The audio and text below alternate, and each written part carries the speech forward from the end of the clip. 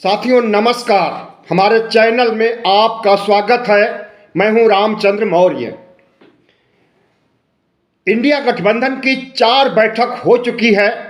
आखिरी बैठक जब नई दिल्ली में हुई थी तो कहा गया था 31 दिसंबर तक सीट शेयरिंग का काम हो जाएगा, लेकिन अभी तक सीट शेयरिंग का काम नहीं हो पाया।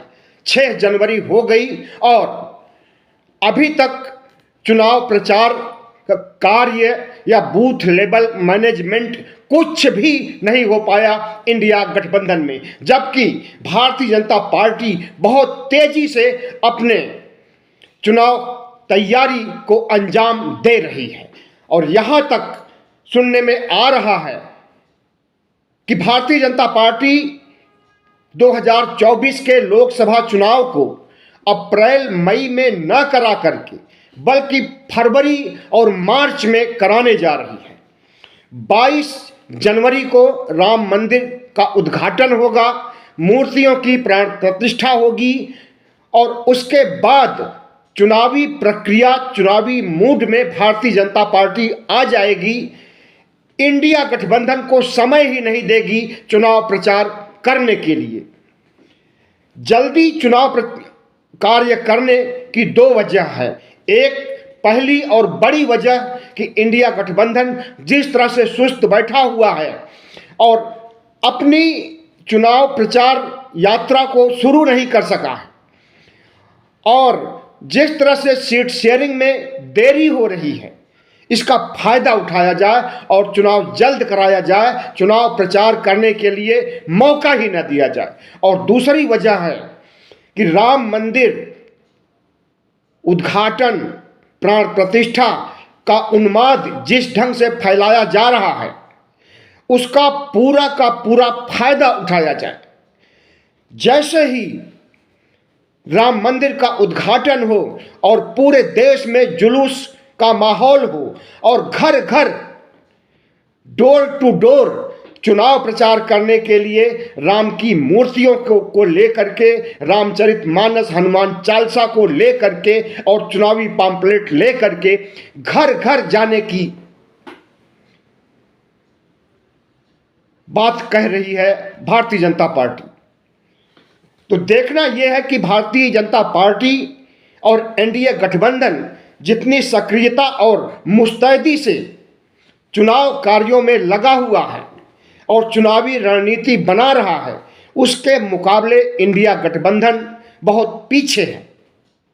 अभी तक सीट शेयरिंग नहीं हो पाई है।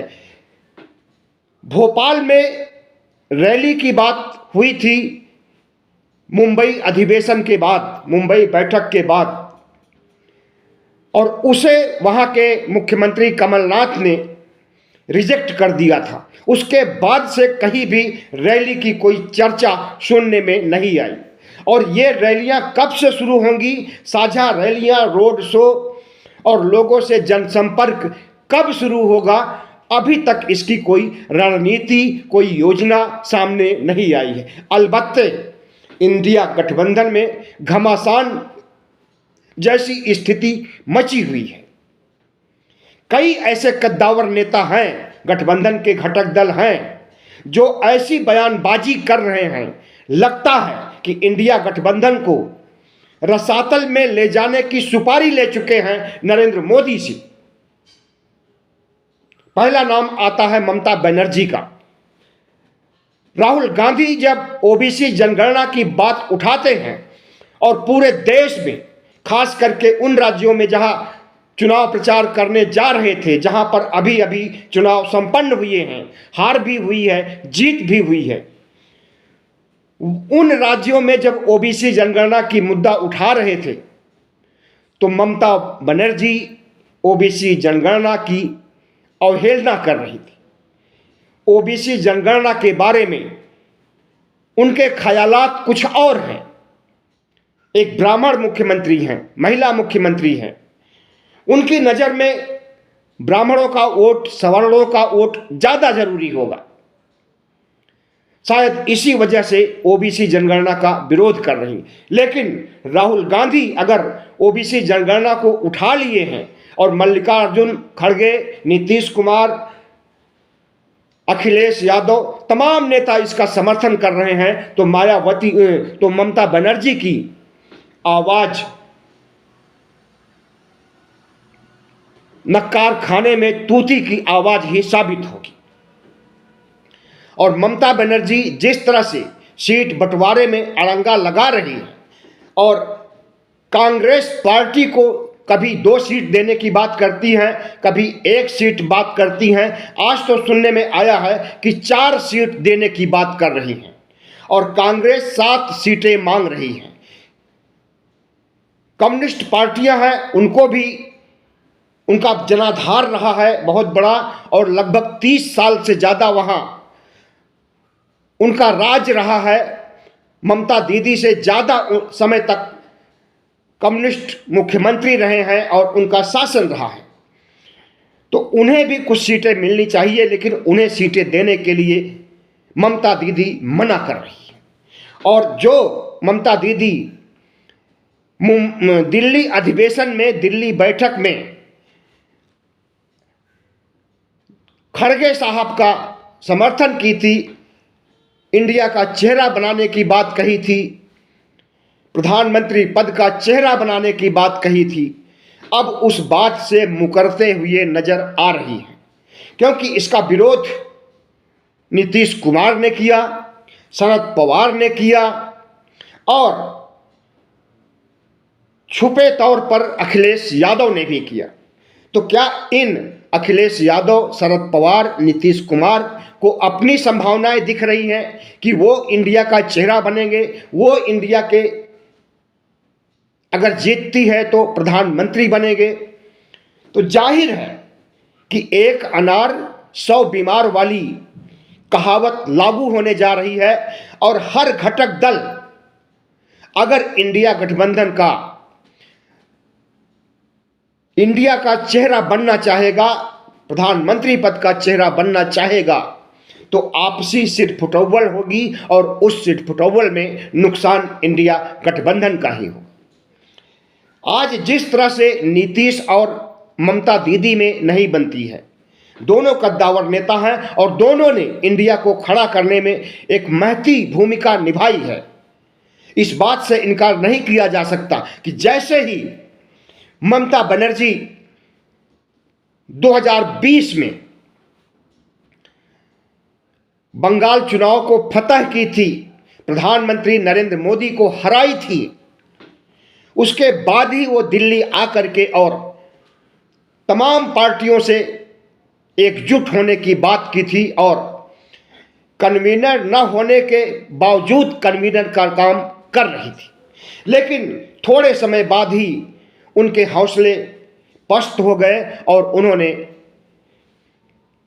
गठबंधन बनाने की बात सोचना बंद कर दिया। फिर इस मुद्दे को लपक लिया नीतीश कुमार ने और एनडीए गठबंधन से अलग होकर के भारतीय जनता पार्टी को ठेंगा दिखा करके भारतीय जनता पार्टी नीतीश कुमार की सरकार, जिसके मुख्यमंत्री थे नीतीश कुमार, रातों रात भारतीय जनता पार्टी को अलग कर दिया और लालू यादव की पार्टी राष्ट्रीय जनता दल से मिलकर के फिर से सरकार बना लिया और एक गठबंधन बना लिया बिहार के स्तर पर, और उस गठबंधन का दायरा भी बढ़ाने का काम किया और राष्ट्रीय स्तर का गठबंधन बनाने के लिए घटक दल के तमाम नेताओं से संपर्क किया। आज वही नीतीश कुमार जो फाउंडर हैं इंडिया गठबंधन के नेताओं से खफा है, मायावती से भी खफा है, अखिलेश यादव से भी उनकी ट्यूनिंग नहीं बन रही है और राहुल गांधी, मल्लिकार्जुन खड़गे, ममता बनर्जी इन सब से नाराज हैं, क्योंकि ममता बनर्जी ने पेशकश किया था दिल्ली बैठक में प्रधानमंत्री पद के लिए और चेहरे के लिए, इंडिया के चेहरे के लिए खड़गे का नाम। इससे नीतीश कुमार नाराज बैठे हैं और ओबीसी ग्रंथि को लेकर के, ओबीसी कार्ड को लेकर के जो राहुल गांधी खेलना चाहते थे, उस वजह से ममता बनर्जी नाराज हैं और राहुल गांधी सबको एकजुट करने में लगे हैं। लेकिन कितना सफल हो पाते हैं, कितना उनके अंदर के गुबार को, उनके अंदर के गुस्से को निकाल पाएंगे, यह समय बताएगा। और अब समय रह भी नहीं गया है कि इंडिया गठबंधन आपसी झगड़ों में उलझा रहे। प्रधानमंत्री पद के लिए, समन्वयक पद के लिए सिर्फ फुटौबल करे। समन्वयक के लिए नीतीश कुमार का नाम पर्दे के पीछे तो आ गया और इंडिया का अध्यक्ष पद खड़गे को देने की बात भी पर्दे के पीछे आ गई, लेकिन अभी सार्वजनिक रूप से इसका ऐलान नहीं हुआ। कब होगा ऐलान, कब होगी बैठक, कब होगी सीट बंटवारे पर फार्मूले की बात? कहाँ सो रहे हैं इंडिया के लोग, कहाँ सो रहे हैं 28 घटक दल के लोग? भारतीय जनता पार्टी ताबड़तोड़ तैयारियां कर रही है और सबसे बड़ा जश्न 22 जनवरी को मनाने जा रही है, इवेंट करने जा रही है। राम के नाम की लूट मची हुई है कि कितना से ज़्यादा इसे भुनाया जाए। और धर्मनिरपेक्षता तो तार तार हो ही रही है, संविधान तो तार तार हो ही रहा है। और लोकतंत्र, जब संविधान और धर्मनिरपेक्षता तार तार होगी तो लोकतंत्र कैसे बचेगा? इन मुद्दों को लपक करके भारत के लोगों को, 95 करोड़ मतदाताओं को अपने पक्ष में करने के लिए इंडिया के अंदर जो जज्बा होना चाहिए वह नहीं दिखाई दे रहा। ऐसे बहुत से लूज पॉइंट हैं प्रधानमंत्री नरेंद्र मोदी को, जिसे जनता के बीच ले जाकर के प्रधानमंत्री नरेंद्र मोदी के चाल चरित्र चेहरे को उजागर किया जाना चाहिए, लेकिन नहीं हो रहा है। आरएसएस पूरी मुस्तैदी के साथ पूरे देश भर में भारतीय जनता पार्टी का प्रचार कर रहा है। आरएसएस के प्रचारक घर घर जाकर के राम की महिमा गा रहे हैं और राम मंदिर के इवेंट को सफल करने के लिए और राम मंदिर से जुड़े तमाम श्रद्धालुओं का वोट हासिल करने के लिए एड़ी चोटी का प्रयास कर रहे हैं। और इंडिया गठबंधन में अंदरूनी घमासान है। एक बड़ा नेता दूसरे बड़े नेता को नहीं देखना चाहता है, चाहे शरद पवार हो। उनका भी स्टेटमेंट आया था कि इंडिया गठबंधन में ठीक उसी फार्मूले पर प्रधानमंत्री बनाया जाएगा जैसे 1977 के गठबंधन में पहले चुनाव संपन्न हुआ, जब जीत करके सारे सांसद आ गए, उसके बाद मोरारजी देसाई का नाम प्रस्तावित किया गया और सर्वसम्मति से उसे माना गया। यही फार्मूला चाहते हैं शरद पवार कि इंडिया गठबंधन पहले चुनाव लड़े, जीत करके आए, उसके बाद फैसला किया जाएगा। और खड़गे भी इसी विचारधारा पर चल रहे हैं और यही विचारधारा सही होगी भी। लेकिन बाकी जो विचारधाराएं हैं, खास करके प्रधानमंत्री नरेंद्र मोदी को घेरने का काम, उन्होंने जिस तरह से देश को बेचने का काम किया है, देश को तबाह करने का काम किया है और देश की अर्थव्यवस्था को रसातल में ले जाने का काम किया है, और कोरोना काल में 47 लाख से ज़्यादा मौतें हुई हैं, उसके जिम्मेदार अगर ठहराया जाए तो इस देश की जनता का मानसिक परिवर्तन हो सकता है। जो जनता मोदी भक्ति में तल्लीन थी, अगर उसे आईना दिखाया जाए प्रधानमंत्री के कार्यों का, प्रधानमंत्री के नीतियों का और प्रधानमंत्री द्वारा किए गए देशद्रोही कामों का, तो निश्चित रूप से इस देश की जनता चौकन्नी हो जाएगी, जाग जाएगी। लेकिन यह सब काम नहीं हो रहा है। प्रधानमंत्री नरेंद्र मोदी 22 जनवरी से लेकर के 22 फरवरी के बीच चुनाव की आचार संहिता लागू करवाना चाहते हैं। चुनाव आयोग को आदेश देंगे कि 22 जनवरी से 22 फरवरी तक चुनाव आचार संहिता लागू कर दिया जाए और कब चुनाव होगा, कितने चरणों में चुनाव होगा, इसकी घोषणा कर दिया जाए, चुनाव तिथियों की घोषणा कर दी जाए। ऐसी खबरें छन छन करके आ रही हैं और प्रधानमंत्री एक बहुत बड़े इवेंटबाज हैं और जो इनका राम मंदिर का सबसे बड़ा इवेंट है, इसे ये 2-3 महीने तक नहीं रोक सकते हैं, क्योंकि 2-3 महीने में लोगों की स्मरण शक्ति कमजोर भी होती है, मतदाताओं की खास करके। 2-3 महीनों में वो जुनून नहीं रह जाएगा जो राम मंदिर के उद्घाटन के समय हिंदुत्व का जुनून होगा, राममय देश को करने का जुनून होगा, आस्था को भुनाने का जुनून होगा। उस जुनून में जरूर कमी आ जाएगी 2-3 महीनों में। इसलिए प्रधानमंत्री नरेंद्र मोदी चाहते हैं जो आस्था को उभारा जा रहा है, जो आस्था का जुनून फैलाया जा रहा है, और 22 जनवरी के बाद तुरंत जो है चुनाव के कार्यों पर, चुनाव संपन्न कराने के लिए कदम उठाए जाए, ऐसा सुनने में आ रहा है। वैसे यह कोई नई बात नहीं है। 2004 में भी अटल बिहारी वाजपेयी ने समय से पहले चुनाव कराया था, लगभग 6 महीने पहले चुनाव कराया था, और शाइनिंग इंडिया का नाम दिया था, चमकता हुआ भारत। और जिस रणनीति के तहत उन्होंने काम किया, समय से पहले चुनाव करके और शाइनिंग इंडिया का नारा दे करके, बुरी तरह से हार हुई 2004 में अटल बिहारी वाजपेयी की। हमें लगता है कि इतिहास दोहराने जा रहा है। जिस तरह से अटल बिहारी वाजपेयी ने समय से पहले चुनाव किया था, अगर उसी ढर्रे पर प्रधानमंत्री नरेंद्र मोदी भी चल रहे हैं और समय से पहले चुनाव कराना चाहते हैं, राम मंदिर के मुद्दे को भुनाना चाहते हैं, राम मंदिर के मुद्दे को वोटों में तब्दील करना चाहते हैं और तीसरी बार शपथ लेना चाहते हैं, तो हमें नहीं लगता कि इसमें उन्हें कामयाबी मिल पाएगी। फिर से 2004 आ जाएगा 24 में, 20 साल बाद फिर से प्रधानमंत्री नरेंद्र मोदी और भारतीय जनता पार्टी की हार होने जा रही है, बशर्ते इंडिया गठबंधन मजबूती से चुनाव लड़े। और अभी कुछ नहीं बिगड़ा है, अभी समय है, लगभग 3 महीनों का समय है। जल्दी चुनाव नहीं होता है तो 3 महीने का समय है, और जल्दी चुनाव होता है तब भी 1-1.5 महीने का समय है।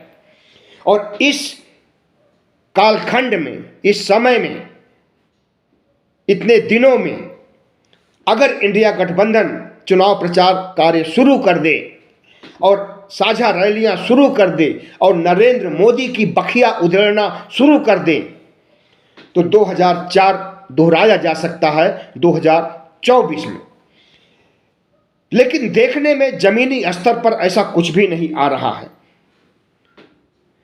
अभी थोड़े समय पहले प्रधानमंत्री नरेंद्र मोदी ने उड़ीसा के मुख्यमंत्री नवीन पटनायक से बात किया और उन्हें कहा कि बीजेडी को लेकर के, बीजू जनता दल को लेकर के एनडीए में शामिल हो जाइए। उन्होंने इनकार कर दिया क्योंकि उन्हें लग रहा है कि अगर इंडिया गठबंधन जीतेगा और नवीन पटनायक एनडीए में चले जाएंगे तो प्रधानमंत्री के जब बुरे दिन आएंगे हार के बाद, तो उनके भी बुरे दिन आएंगे। और अगर वह किसी गठबंधन में नहीं शामिल होते हैं, न्यूट्रल रहते हैं, निरपेक्ष रहते हैं, तो इसका फायदा उन्हें मिलेगा।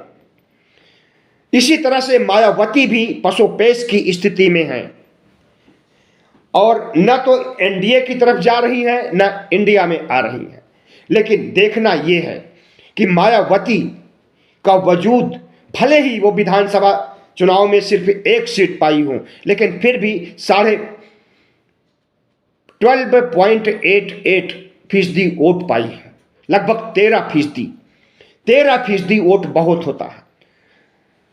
अगर मायावती को इंडिया गठबंधन में शामिल कर लिया जाता है तो निश्चित रूप से इसका फायदा मिलेगा इंडिया गठबंधन को और इंडिया गठबंधन की जीत सुनिश्चित हो जाएगी। लेकिन इसके पीछे सबसे बड़े रोड़ा के रूप में अखिलेश यादव, रामगोपाल यादव आ रहे हैं। रामगोपाल यादव जो राज्यसभा के सदस्य हैं, सांसद हैं, उन्होंने जिस तरह से मायावती को इंडिया में शामिल करने के लिए राहुल गांधी ने बात किया, मल्लिकार्जुन खड़गे ने बात किया, तो कांग्रेस के सामने सवाल उठाया, क्या आप मायावती से बात कर रहे हैं इंडिया में लाने के लिए?